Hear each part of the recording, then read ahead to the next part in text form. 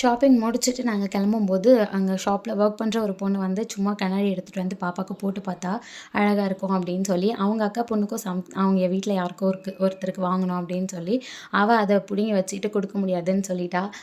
அதில சரி அத வாங்குறதுக்காக நெறைய கண்ணாடி எடுத்துட்டு வந்து போட்டு, இது நல்லாயிருக்கு, அது நல்லா இல்ல அப்படின்னு சொல்லி அவள கன்வின்ஸ் பண்ணிட்டுருந்தாங்க. இவ அதுக்கு ஒண்ணும் சலிச்சவ இல்ல. நல்லா அவங்களுக்கு ஈக்குவலா வம்பிழுத்துட்டு இருந்தா. ஃபைனலி நாங்க எல்லாமே ட்ரெஸ்லாம் பர்ச்சேஸ் பண்ணிட்டு நாங்க பில் பண்ணிட்டோம். நெறைய ட்ரெஸ்ஸ நான் ட்ரையல் பார்த்ததுனால வந்து ரொம்ப டயர்ட் ஆயிட்டுருக்கு. ஃபேஸ் வந்து ரொம்ப ஏதோ தூங்கி எந்திரிச்சு வந்த மாதிரியே இருக்கு. ஃபைனலி ஷாப்பிங் முடிச்சுட்டு ஃபுட் கோர்ட் வந்துருந்தோம். செம்ம பசி வந்துருச்சு. ரொம்ப நேரம் ஷாப்பிங் பண்ண டைம் எடுத்துக்கிட்டேன் இந்த முறை. ஆ பசிக்கவும் எனக்கு ரொம்ப பிடிக்கும். தாய்பூரி ரொம்ப பிடிக்கும். சுரேஷ் அவருக்காக வெஜ் சாண்ட்விச் ஆர்டர் பண்ணிட்டாரு. சாப்பிட்டதுக்கப்புறம் பசி அடங்கவே இல்ல. இன்னும் ஏதாச்சும் சாப்பிட்டா நல்லாயிருக்குன்ற மாரி இருந்துச்சு. கடைசியா சன்னா மசாலா ஆர்டர் போட்டோம். அதில ஒரு 2, 3 ஸ்பூன் தான் சாப்பிட்டேன். அதுவே போதும்னு ஆயிடுச்சு. சாப்பிட்டு முடிச்சுட்டு வீட்டுக்கு வந்துட்டோம். இதுக்கு கன்டின்யூ பண்ணலாம்.